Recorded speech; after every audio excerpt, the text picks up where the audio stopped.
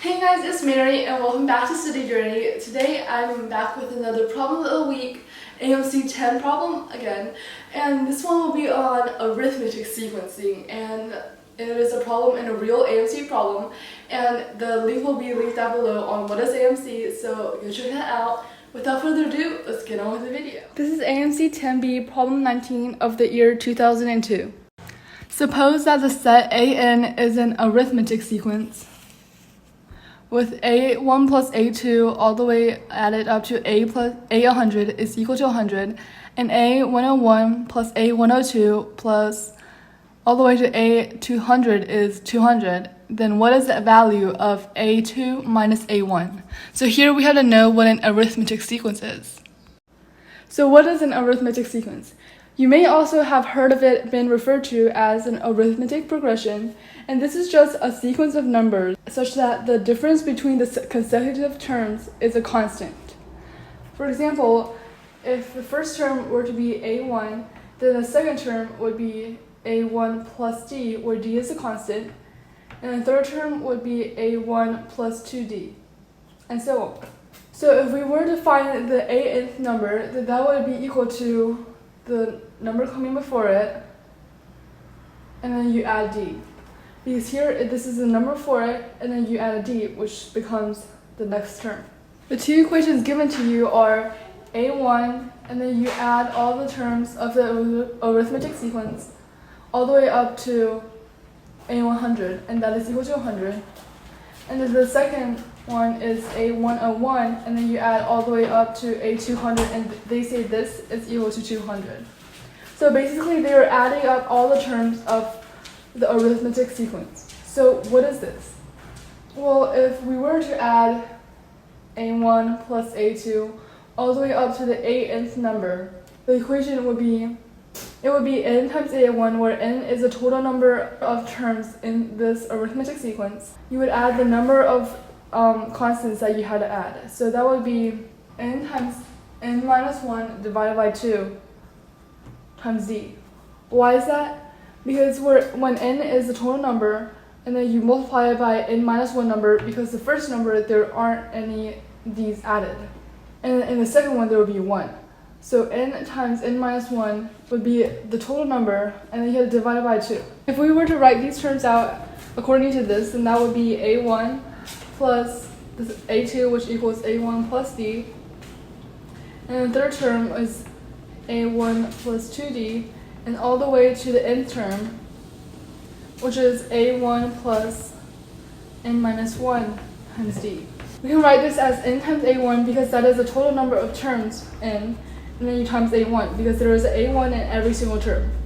And how many D's are there? Well, there are 1, 2, all the way added to n minus 1, and then you multiply by D. So what is this? Well, in a sequence where it is 1 plus 2, and then you add it consecutively until the last number, then this can be equal to the first number plus the last number divided by 2. And this is like 1 plus, if it was like 1, 2, 3, 4, 5, if this was the sequence, then it would be 1 plus 5 is 6 divided by 2. And this would be the average of these two numbers, because that is also the average of 2 plus 4. And this is equal to 3, and then you multiply this by 5, because that is the total number in the sequence. So here, this is the average, and then you multiply it by the total number, which is n minus 1. Now we can simplify it. That would be n times A1 plus, this is n times n minus 1 divided by 2 times D, and that is how we got this. Alright, I'm going to erase this. So here the problem is asking you what is the value of A2 minus A1. We can see that in this first one there is A2 and A1, but in the second equation there isn't a A2 and A1. So we can write this as A1 added all the way up to A200. Just by adding these two equations together, we get 300. And then we can use this equation and then this equation and then the first equation where there are both. And we can use this equation and then also the first equation where there are both A1s and A2s, and then we can solve. Since we already found the formula for adding the consecutive numbers in an arithmetic sequence, which is this, And then we can just substitute it in. So there are a total number of 200 in this first equation. So that would be 200a1 plus 200 times 200 minus 1 divided by 2 times d equals 300.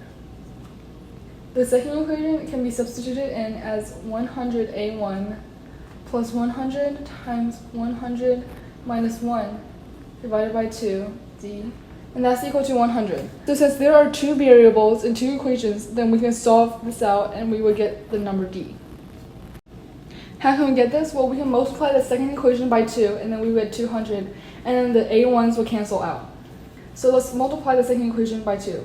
This will equal 200a1 plus 2 times all of this, so we can just cancel out the 2's, and then this will just be 100 times 100 minus 1 d, and this would equal 200. This equation and this equation, we can just, for these two equations, we can just subtract them. Let's simplify the first one first.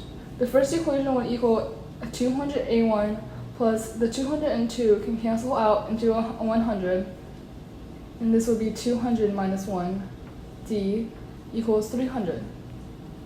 Now we can subtract. Since this equation has a bigger number, 300, and this one is 200, we can just subtract this one minus this one, so we get a positive number.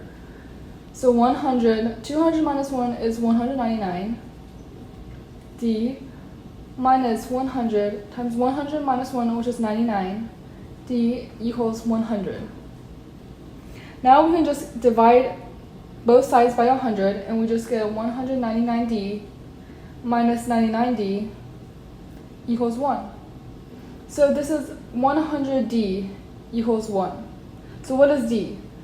D would be equal to 1 divided by 100, or if we put it into decimal form, which is the answers, then that would be 0.01, and that is your answer. Here are the answers, and they're in decimal form, and we can easily see that the answer would be C.